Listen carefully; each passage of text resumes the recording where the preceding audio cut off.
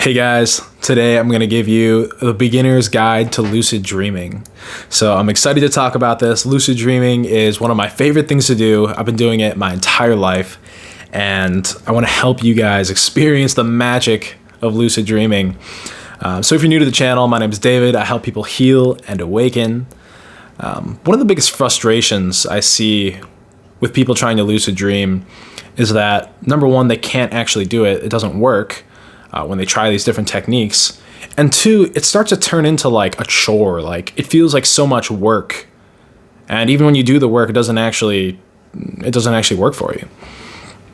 So I want to help solve that problem by giving you a really powerful method that actually helps you lucid dream automatically. So this works for me. Like I said, I've not been doing this technique my entire life, but when I do this technique, the lucid dream frequency probably triples or quadruples. I'll go from maybe having a lucid dream like once a month to having lucid dreams like multiple times a week even. So in addition to making it happen automatically, I'm also going to share some basic induction techniques. If you're itching to have your first lucid dream tonight, then hopefully I can help you do that.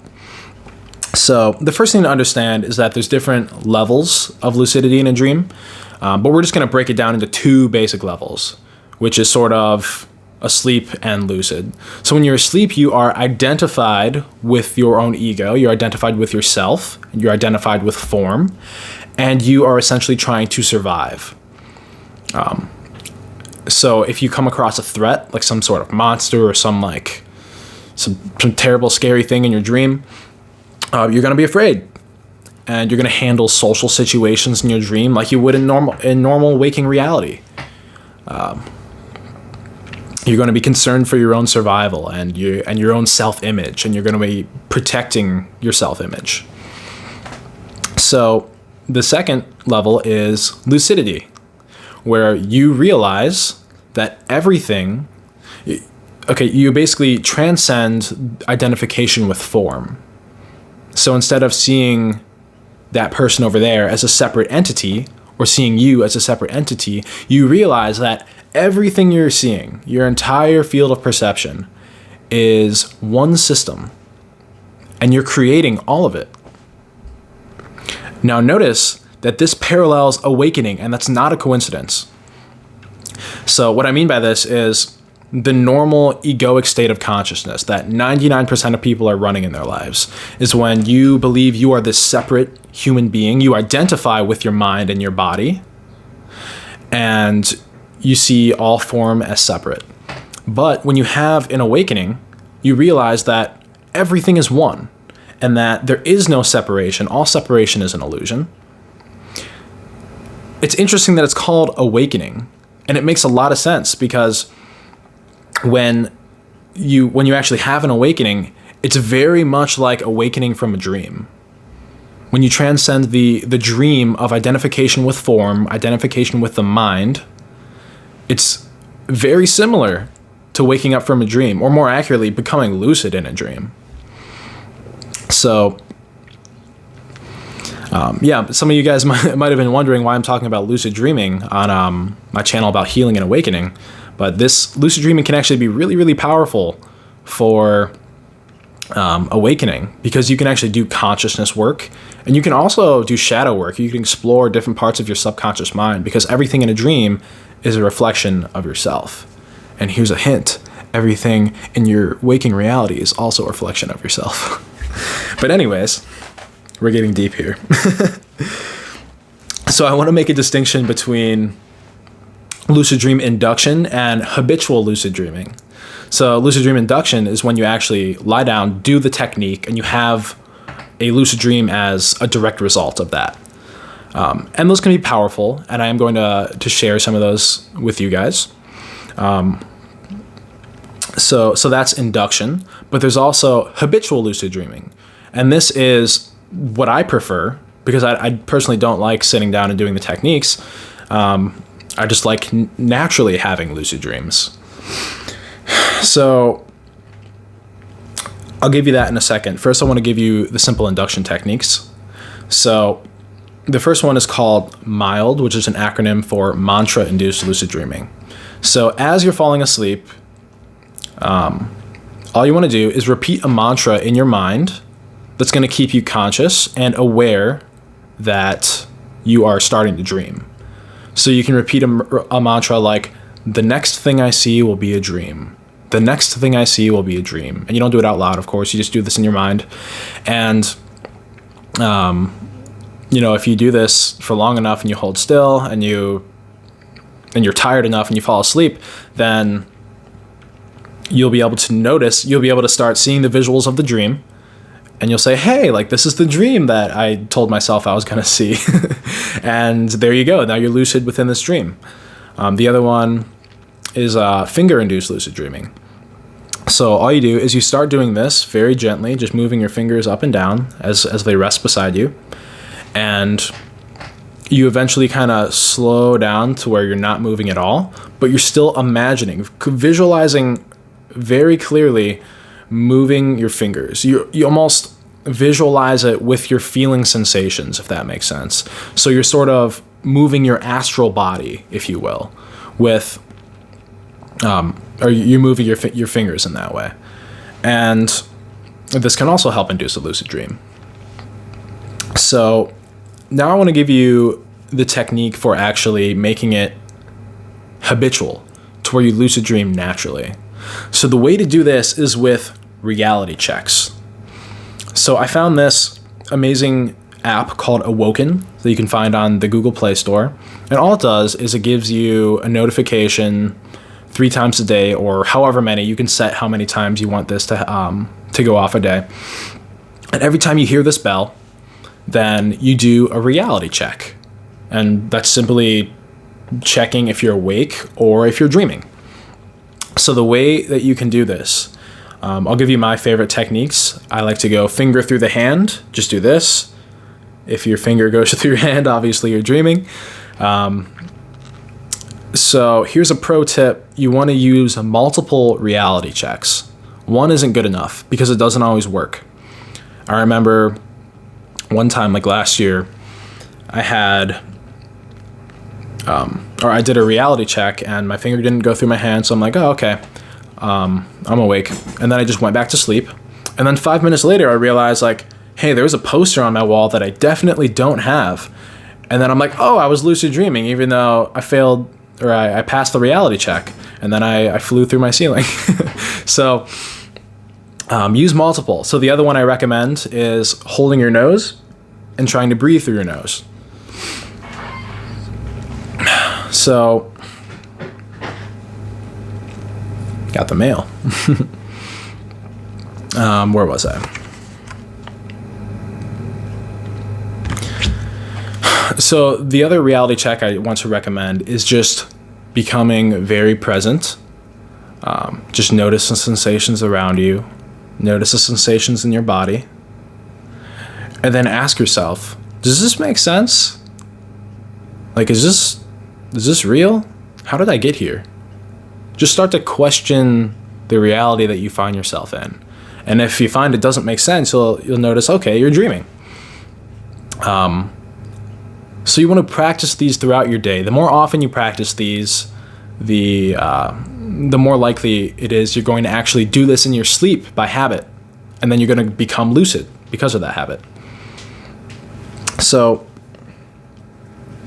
by the way, just becoming present and asking and questioning your reality is an amazing tool for consciousness work, for raising your vibration, raising your consciousness. It's becoming present. Becoming present is the essence of enlightenment and freedom from the prison of your mind. The only thing that can set you free from your mind is the present moment. But anyways, we're getting sidetracked. Not we, just me. I want to talk for a second about the significance of lucid dreaming, because, most people just chalk up dreams as a mystery. There's no scientific consensus on what dreams even are or what their purpose is. But let's just think about this critically for ourselves for a second. So what's going on in a dream, especially a lucid dream? So there's this entire dreamscape before us. We understand that it's imaginary. We're imagining all of it. And because we know this because we have direct control over it. With practice, you can start to manipulate the dreamscape. You can start to create anything that you want. And so you realize, like, you are creating all of it. Something interesting that I discovered about dreams are that they are just as complex, just as beautiful, just as intricate, and just as real as physical reality. The only difference is that physical reality is seems to have continuity, whereas dreams aren't continuous. So let's just acknowledge for a second that it's possible, because we do this every single night, it's possible to completely imagine a dream world that is just as real as physical reality. And we are creating all of it. And we could do anything we want without limits. Because in the physical universe, we have to, we have the laws of physics to abide by. In the dream world, there are no such laws. There is infinite potential. We could do absolutely anything. And notice that you're not bound to your egoic identity. I've had dreams where I was Harry Potter. People dream that they're animals. All the time. We can identify as anything in a dream. And we can create absolutely anything. So when we're having a lucid dream, we become infinite consciousness with infinite potential to create absolutely anything. You realize that's the definition of God, right? Lucid dreaming is like going full God mode. This is very significant. This is an amazing opportunity for us to explore consciousness. To explore, what can we do with infinite potential? It's a crazy question. Anyways, so yeah, let's answer that question. What do you do in a lucid dream? Well, I personally like to have a lot of fun in my lucid dreams. I fly regularly. That's usually like the first thing I do. And this takes practice, but if you're wondering how do you actually fly in a lucid dream, ask yourself the question, well, if you were dreaming, what would you have to do to fly? Would you have to flap your arms? Would you have to get a running start? Would you have to visualize yourself levitating? I mean, any of these things could work. There's no limits. You're creating all of it. And the only rules you create, or the only rules there are the rules that you create. So, if you want to find the guide to lucid dreaming, you'll find that guide within. So, you can also develop other sorts of superpowers. I remember a lucid dream where I was battling some other superhero, and I was like blasting like plasma beams from my palms. And I remember another dream where I was slicing things in half with my mind. And I remember another dream where I was using telekinesis and like tossing objects with my mind. Like, it's so cool. And again, dreams seem just as real as reality. Like, it's not like I'm experiencing some muddled down version of superheroes. Like, no, this is exactly what it would be like to have superpowers in real life. That's how cool lucid dreaming is. Like, imagine if there was like a virtual reality system to where like you plug your consciousness into, and all the sensations in your body are real, all of your senses are real, your entire visual field, the world around you is just as real as reality is. That's what lucid dreaming is. It's too good to be true. It's the coolest thing ever. So aside from just like straight up having a lot of fun in a lucid dream, you can actually do some really amazing things for personal growth. So you can do shadow work in a lucid dream. So remember that in a dream, everything you see is a projection of yourself. So everything that you're going to be seeing is a reflection of your subconscious mind. So you can talk to different people. You can have conversations with imaginary entities or with, actual people in your lucid dream, and their responses will be like responses from your subconscious mind. So you can learn about yourself, and there's really no limit to the awareness you can gain by doing this work in lucid dreams. You can also do consciousness work in lucid dreams, which means exploring the possibilities of consciousness, exploring the nature of reality. About a month ago, I had a dream where I became lucid and I was flying, and then I remembered I saw this blog post that was titled "Try Smoking DMT in a Lucid Dream," and I didn't even watch the video. The video was like not what I thought at all, but the way I interpreted that was like literally go find some DMT in a lucid dream and smoke it.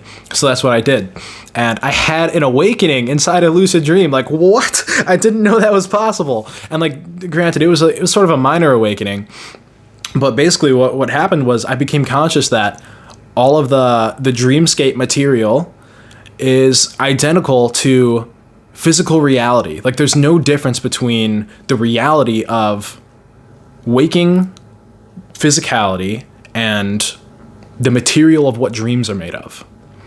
And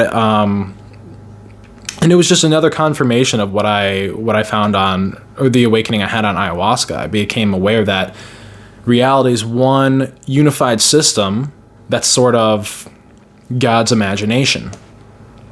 It's just appears out of nothing. It's this dream type material. And there's no difference between physical reality and actual dreams, except for the continuation or the continuity. So one of the biggest difficulties with lucid dreaming, especially for beginners, is actually staying asleep. Because I know for me, one of the biggest problems I have is I'll become lucid and then I'll get so excited that I'll just wake up. And it's like, damn, like, it's so frustrating. So I want to give you guys some tips for actually grounding yourself in that dream, because that's essentially what needs to happen. You need to make that dream your reality, completely immerse yourself in the environment. And if you've seen my video on grounding, those tips will actually help you. You do those tips in a lucid dream, and you'll become more grounded within it.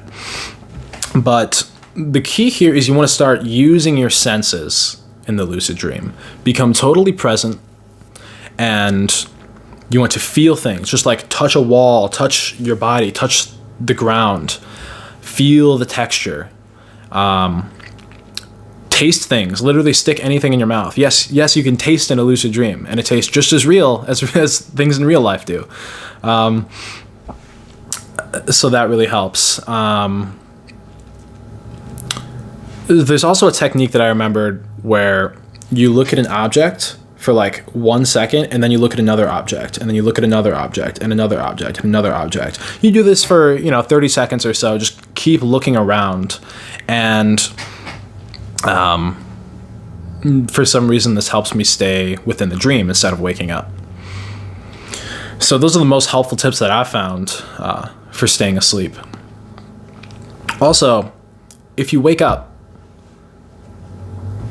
last night I was able to lucid dream for an hour straight by using this method. So when I'm in a lucid dream and I wake up, because it does happen often, remain perfectly still, remain conscious, and just keep looking for the dream. You can go back to that mantra if you want of the next thing I see will be a dream, and just remain perfectly still. If you move for a second, it's going to make this a lot more difficult. So I probably woke up 10 different times in this 1 hour lucid dream session, but I was able to go back into the dream within 10 seconds every single time. So that can be really helpful. So I want to give you guys a tip of what not to do with lucid dreaming, because for me, this totally squashes my efforts of lucid dreaming, and that is smoking weed, especially before bed. There's evidence that smoking weed actually disrupts REM sleep, and you don't want to mess with your sleep. Sleeping is so incredibly important for your well-being and health. So definitely don't smoke weed before bed. Don't drink alcohol before bed. or really ever. Alcohol's terrible in general, but anyways, yeah. Lucid dreaming, or smoking weed, stops me from remembering my dreams. I'm not sure if I even dream if I do smoke weed before bed, or if I just don't remember. But either way, if you don't remember you're having a lucid dream, it's, did you even have one? Like, it's so one thing that can really help you with this is remembering your dreams, that is writing down your dreams first thing in the morning. This is going to improve your dream recall. So normally, when I'm not writing down my dreams, I'll remember 1, maybe 2 dreams a night. When I'm actually writing down my dreams every morning, I'll remember 6 to 7 full-length dreams every night. And it works fast. Like, even just recording your dreams for a couple days, you'll start remembering like way more dreams and way more detail. That's going to be really important if you want to actually remember your lucid dreams. So anyways, this has been a beginner's guide to lucid dreaming. Let me know if you guys have any questions on this. I find this topic to be extremely fascinating. If you made it this far, I would appreciate if you give this video a like. Helps spread this video to more people. And if you're new to the channel, you want to follow the journey of awakening, you want some tips on healing and awakening that I've learned along my journey, then you can subscribe. And if you have any questions, leave them down in the comments below.